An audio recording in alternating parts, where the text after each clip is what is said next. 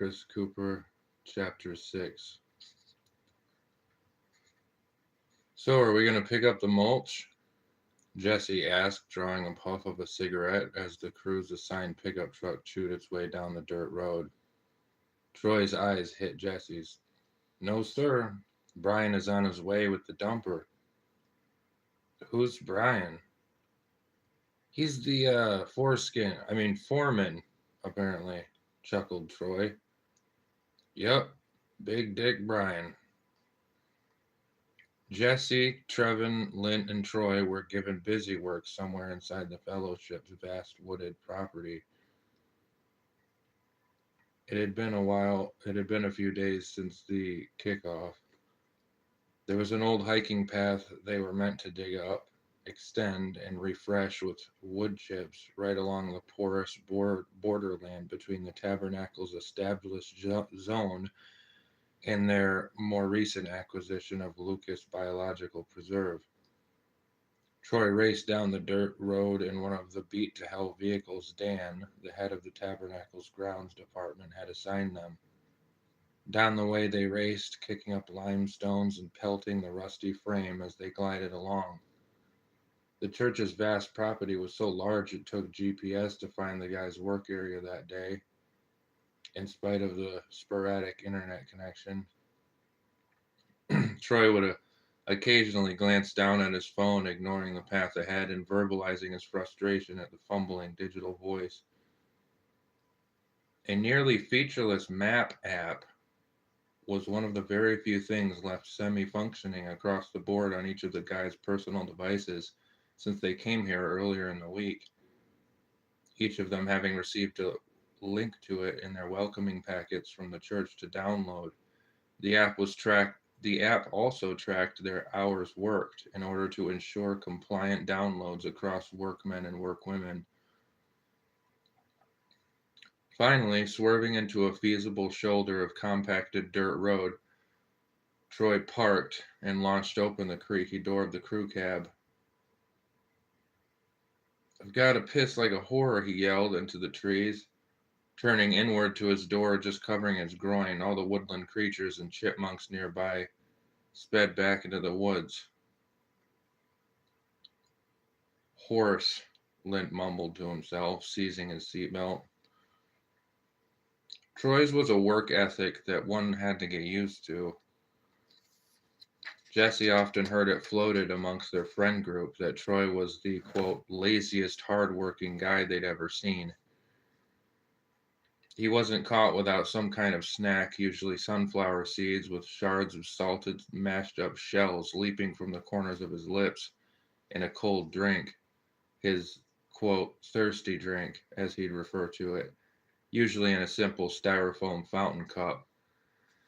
And would never be without an ice-filled, beaten-to-hell cooler, an assortment of water, energy shots, and beer floating amidst a sea of half-melted ice cubes. It was frustrating for Troy to go from his familiar pack of guys at Vitali's excavation to having to work with and direct this group of newbies who'd barely touched their grandma's leaf rake. All right, ladies, grab some stuff, sighed Troy, examining the schematic of the work site he'd been given by Brother Dan. He lit a cigarette as Jesse led the other guys to the bed of the truck where they'd managed to fit all the hand tools and a couple of wheelbarrows they'd need for the job. The low rumble of a diesel engine could be heard approaching far off pretty soon. Brian, who was Dan's assistant, had tailed them most of the way to the work site, but almost spitefully minding his speed as if to purposely create a visual contrast between his direction and Troy's, not quite bothered enough to follow him. Brian halted a decently sized hydraulic dump truck filled with mulch, with squeaky brakes near the troop. A brawny, short, young man leapt out of the driver's side door of the truck, landing some boot-cut jeans and fancy shit kickers on the ground below like dismounting a horse. His saffron t-shirt was one size too small and his blue jeans were all tore up. In place of his eyes were wide sportsman shades of a shiny green hue, which blew up from his cheekbones like the eyes of a fly, beneath a gleaming white baseball cap which read Supreme across its top, and its bill nearly having been forcibly curled for style rather than functionality. Brian's chin went up, and Troy did the same. Sup, he went. A few hesitant sups in reply followed from the others as they drew their shovels and rakes and pitchforks over each other's shoulders and proceeded dumping them into the wheelbarrows to be carried off. Non-smoking facility, bud, Brian suddenly said, flipping some sheets on a clipboard against the hum of the diesel. Troy looked up from the papers in his own hands and then released a drag from his lips. The polarized fishing glasses now focused on Troy squarely. It's the policy. I don't need to bring this up to Dan, right? Troy lifted up the heel of one of his boots, dropped his smoke, and squished the cherry beneath a thick rubber sole, twisting it into the dirt vigorously. Where are you dumping that, sport? Troy asked Brian as he busied himself unfurling the tarp lying over the truck bed full of steaming mulch. I don't know, pal. I figured at the end of the path and you guys could just haul it down the rest of the way. Wait, I thought we were getting a machine, Jesse suddenly asked out loud, leaning on a bow rake. Ha, I am. Y'all are going to be humping it, Troy laughed. Lint, stay with me. Jess and Twinkletoes, here. He handed the schematic of the area to Jesse. You guys follow the path to the break and start prepping the ground for tearing it up. Leaves, debris, large sticks, dead bodies, get 'em out of here. I want to be back that way with the loader sooner or later, he ordered. Jesse led Trevin down the petrified mulch path, collapsing beneath each of their pairs of feet like marshmallow rice treats. It clearly hadn't seen a good topping of dressing in some time. The forest about them was bustling with life. It was that time of year the Antinuan youth of the season stretches himself out, almost fully relaxing its vitality, and shamelessly displaying his ornaments of color, flower, and diversity which sweetens the air and raises hope of promised future suns in the months ahead. The guys reached the bend in the path drawn out on the assignment sheet. It was an abrupt stop, with saplings poking out from the earth to form a relatively open area. They were to create further access, extending the walkway into the clearing of woods, folding over and rooting up anything which stood in their way. Jesse lit a cigarette. A lot better than Stymax, huh? He joked to Trevin, letting a wheelbarrow full of hand tools smack the ground. Trevin just tished. Some of the saplings were almost matured in what would amount to small trees. Trevin then struggled to dig around the roots of one which sat in the way of the new path to be, and Jesse dropped his rake to try to help him. He stepped back, watching Jesse's toned arm swing against the base of the small tree with a shovel, roots gradually waking up from their dirt slumber. When do you think they'll be back? Said Trevin. Uh, Jesse was out of breath. Oh, I don't know. Troy said something about a machine.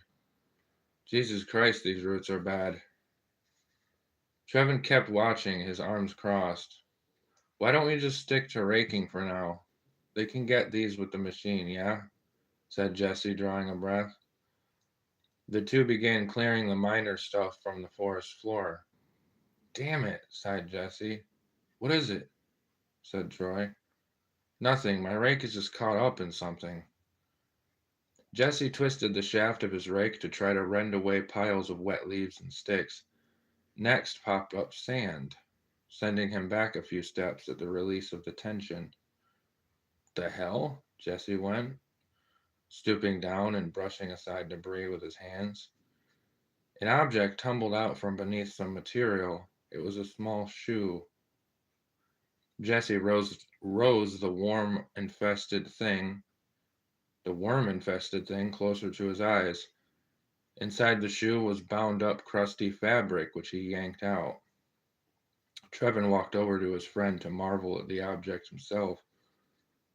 Yo, is that blood? Jesse squinted and handed the cloth over to Trevin. The cloth appeared to be a sock which had been torn up, covered in filth, replete with a brownish crust.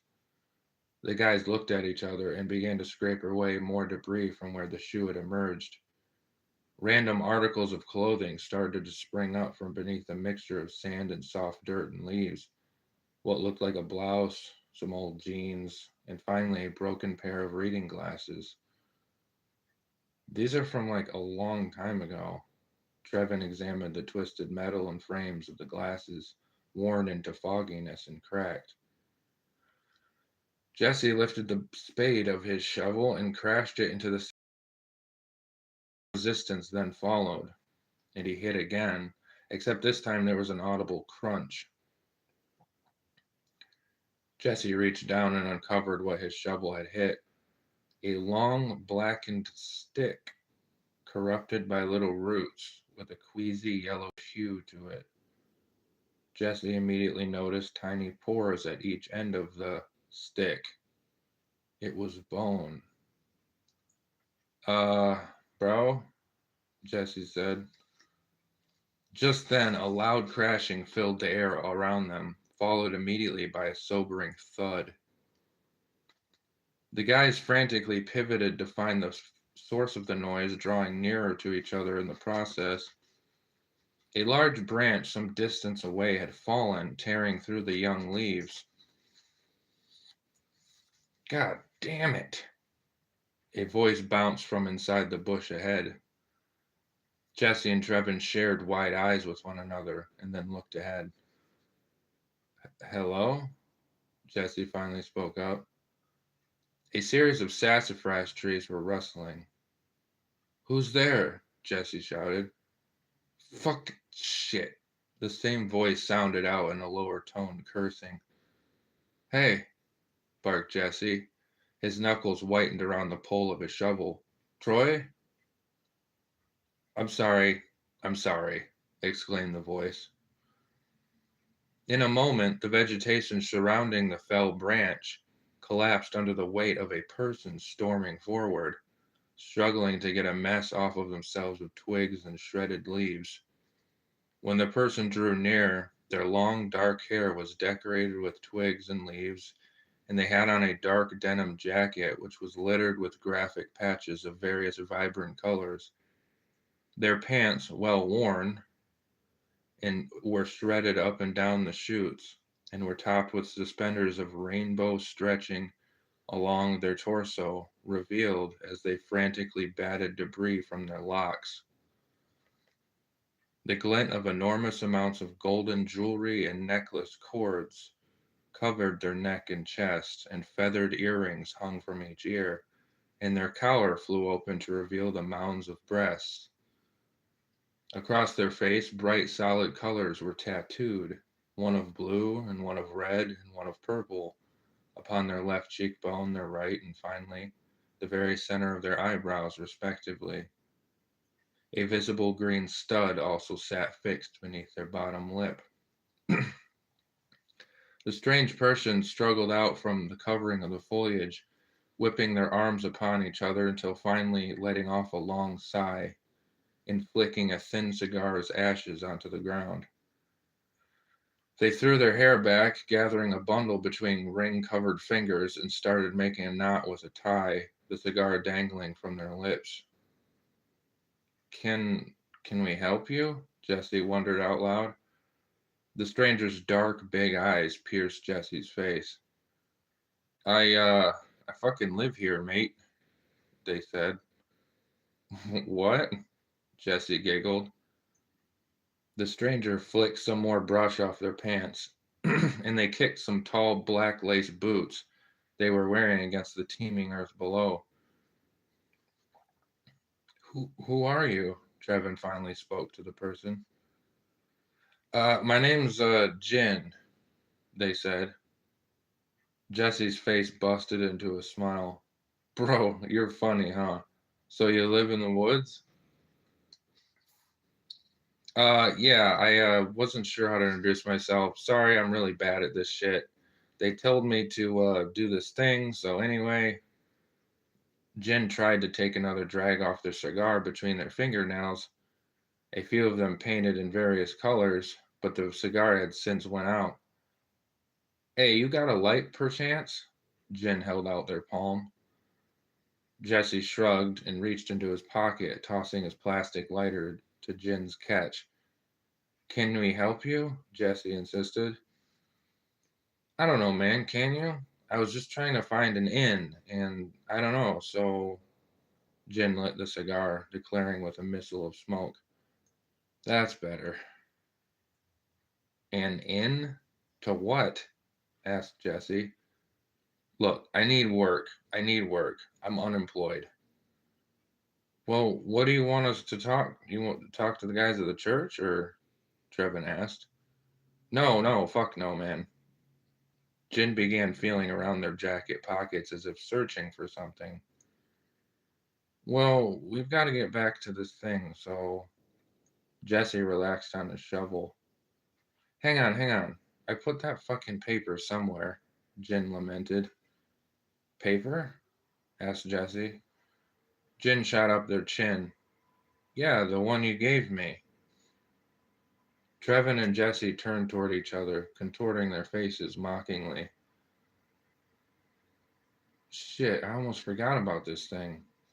Jesse brought up the bone in his hand for Trevin to look at. Oh, by the way, that's a skeleton. His name's Charlie, or was, Jen added, wrestling with their jacket still some distance away. The guy's fixation on the bone was ripped away. Trevin's heart sunk into his stomach. How do you know? Jesse asked. I put him there, said Jen. The guys froze, their mouths hanging. What are you talking about? Jesse's breath began to lag behind his voice as he slowly reached into his pocket to feel for his phone. Don't bother trying to reach anyone. It's okay. Ah, there it is. Jen excitedly held up a crumpled piece of paper in their hands. Yep, okay, check that. Cool. We're gonna get going, all right? Jesse started in the direction they'd come, urging his friend along. You can't go anywhere except here, Jen said. Jesse tished, going deeper into his pocket, finally making contact with the phone's frame lodged inside. No, no, I mean, you can't actually, you actually can't leave. Ain't in the book. Feel free to try, though. Got it, bud. Jesse started marching. Come on, Trev. The two friends made their way some yards from the end of the mulch where they'd been working. Suddenly, they were stopped in their tracks by the same strange person who'd appeared from nowhere. Jin had suspended themselves upside down, hanging from another branch of a tree ahead. Their legs were crossed to make the shape resembling a four, except upside down, and their hair swept the forest floor. Jin simply raised a palm, waving at the pair and giggling. Wearing a broad, shining grin, they revealed an imposing face of teeth set on a happy face, with a cigar wedged inside their smile. Trevin and Jesse froze again on account of the bizarre display. How the Jesse blurted, twirling his smartphone in his hand. What do you want from us? Trevin squeaked. Bro, you on some wild shit. I don't know what's happening, but we gotta get going, Jesse spat impatiently. The plot just keeps melting in my hands, and I don't know what I'm doing. We've got ourselves in this awkward place, so, Jin said. Dude, what the fuck are you even talking about? Said Jesse. This wasn't supposed to happen like this, but like I said, I'm new here. Let's just skip the BS, okay, my guy? Jin untucked their boot from the branch and released themselves, tumbling onto the ground, rolling toward the guys till standing upright finally. What the fuck are you doing? Jesse shouted, after he and his friend nearly fell over, stepping back. Listen, we don't got any drugs or anything, okay? Come with me, Jin said. Where? To fucking Neverland. Jin grinned, kicking some leaves up from the ground. Bro, did we smoke something before coming out? Jesse turned to Trevin. Things might start getting a little weird around here, Jin remarked to the flabbergasted pair. Yeah, no shit, said Jesse. Jin again reached into one of their pockets. Just then, Jesse launched in the opposite direction, snatching his friend's arm. Wait, Jin shouted. Don't go, don't leave me. Jin tossed an object in the guy's direction as they ran, laughing hysterically. Their thin eyebrows were barely visible when the object very lightly struck Jesse's arm, falling to the ground. Trev, remember? Jin hollered. It was a tube full of pills. Jesse stooped down to observe the object. Trevin stopped in his tracks. He knocked his gaze toward Jin, releasing his friend. How do I know you? What is it, Trev? Jesse exhaled, looking over. I'm the end, said Jin. You were supposed to meet me that day, but here we are. Holy fuck. Trevin clasped a hand over his mouth, examining the pill bottle after picking it up off the ground. Be not afraid, Jin giggled again. Sorry, I always wanted to say that. They laughed. No, but seriously, it's chill. You were supposed to go with me, but who fucking makes the rules anyway? They're all fucked now. What are you talking about? Trevin's heart was racing. Wait, you fuck. What is he fucking talking about, Trev? You know this guy? Said Jesse. This is some tripping balls. Is that your dealer or what? So who are you? Trevin asked Jin soberly. We passed the crossroads. I was waving at you, and we're not supposed to do that, but Jin clapped. Anyway, it's not important. What? Pressed Trevin. You don't remember, Trevin? Said Jin. Huh? Trev, do you know this guy or not? Jesse asked. Trevin just shuddered. Jesse offered his hands to grapple the bottle. Is this like your dealer, or? Trevin just silently shook his head. You know, you guys are actually taking this pretty well. The last guy I talked to lost his mind. Never really found it again either. Jin looked down. Look, I just want my book back is all. Wait, book? Trevin said. Yeah, the book written without words in the trees and the wind, man. Jin said, stooping down to pick up a nut that had fallen from a tree.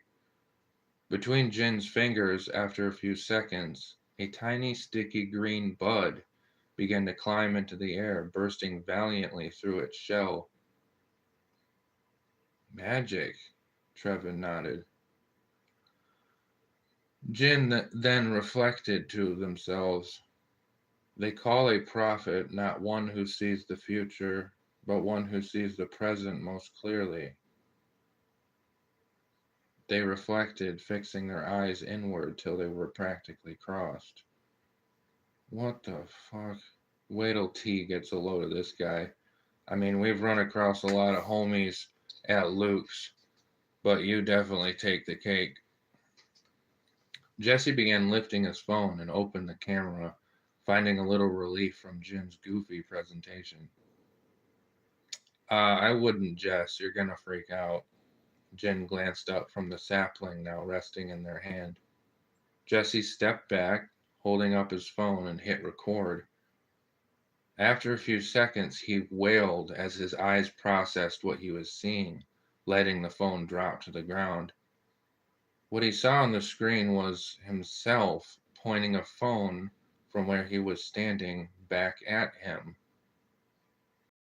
So what do you want from us? Trevin asked.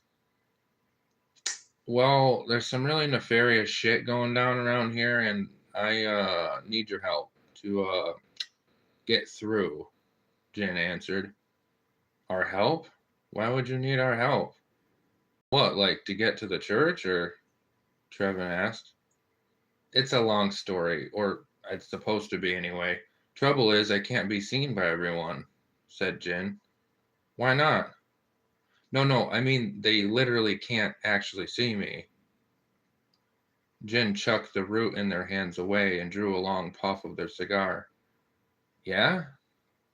Yeah, it's too much to get into right now, but basically there are these holes that I can get in and out of. It's like Swiss cheese, this place, Jen explained.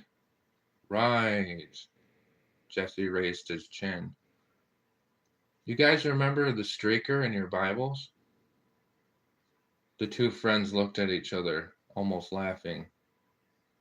You know, continued Jen, the naked guy running around that night when Jesus was arrested in the garden.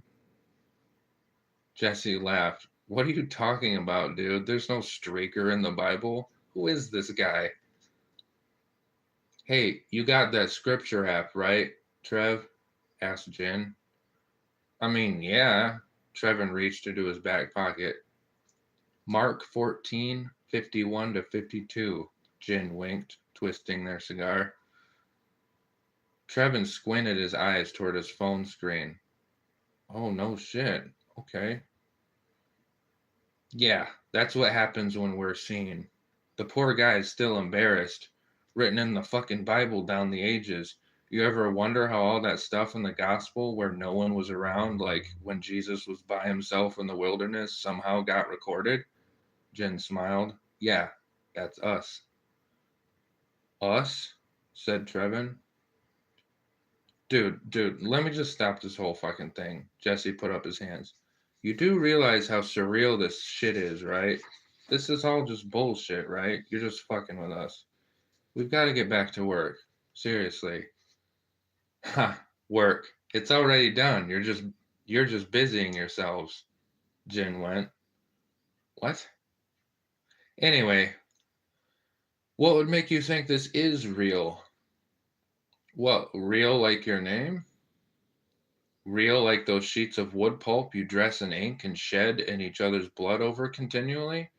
Real like the thing you're afraid of in this very moment but have no clue what it actually is, kinda real? Jin employed air quotes, having taken to resting on a fallen log now, cross-legged, and their tattooed hand bouncing with inquiry. So, you're some kind of entity that fell out of a fucking tree, and now you're saying all this shit that doesn't make any sense? Look, I don't know what kind of sauce they've got you on, but buddy, we've just got to get back to work, man, Jesse pleaded. Jin chuckled. So you don't believe me, huh? You're looking with your eyes then. That's expected. You establish something in your mind, and only then it's real. Uh-huh, okay.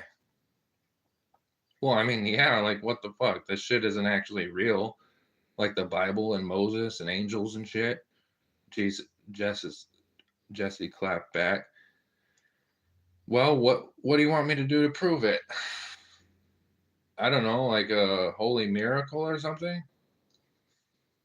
Jesse started pacing dismissively. He'd figured by now this was just some other train wreck wandering through the place near Luke's, probably bored or high. Anything I could do would just scare the shit out of you guys and might ruin your life. Trust me, we hate fucking with all that. Jin's explanation continued. I'm having to do a lot right now to even be in this form talking to you kids.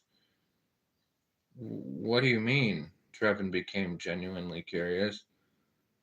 Trev, sighed Jesse, let's just get the fuck out of here, man.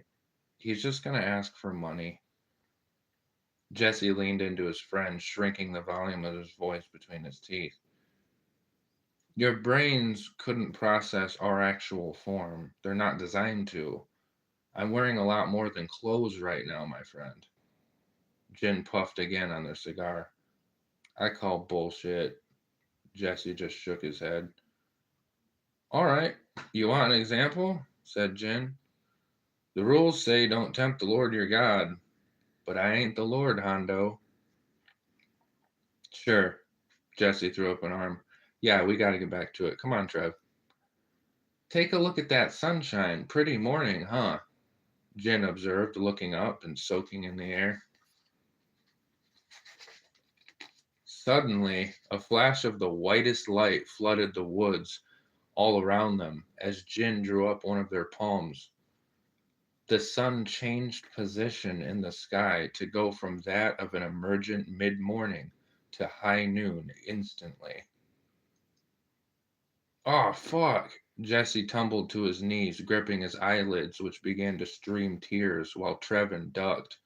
Birds frantically leaped from the limbs of trees as a massive gust of wind spun through the foliage, creaking the branches above them all in a flurry. Jin amused themselves with the other's reaction. You see, everything is set to a very specific arrangement in this place. Like Tetris. You shake it up a little and everything fucking glitches. Jin snapped their fingers, and the ambience of a young morning was restored just as quickly as it had been lifted, leaving the guys delirious. Trevin wiped his face from small beads of sweat which had covered it. Okay, look, you cannot tell anybody about this, okay? I know we always say this stuff and you monkeys never fucking listen, Jen warned. Trevin nodded, trying to catch his breath. Jesse just lay on the forest floor, passed out. Jess! Trevin noticed Jesse, motionless, and hobbled over to his friend. Trev, he's fine, said Jen. It's just a lot. He's only sleeping. What do you want? Trevin's eyes swelled. Oh, shit. I shouldn't have done that. Jen began examining their own palms. Trevin looked up, tilting his head. I'm starting to slip now. I blew out my own fucking candle. Maybe that was too much. Shit. Jen glanced straight up. Well, how was I supposed to know? Jen's fingertips began to disintegrate into thin air. Remember to stay awake. Remember the garden, they said. Trevin gasped for air, drawing particles of the earth lying beneath his cheek. His eyes rolled around like marbles. He sat up, stirring the twigs and leaves from below him. To his immediate side, he noticed an old soda bottle of ginger ale lying on the ground. The green label was still dangling off of its side, laying sun-bleached and filthy amongst a collection of various other pieces of garbage that had been hidden by the forest debris. The surrounding woods hadn't changed much from what he'd last recalled. A wheelbarrow rested some distance away. A couple of tools sat against its side.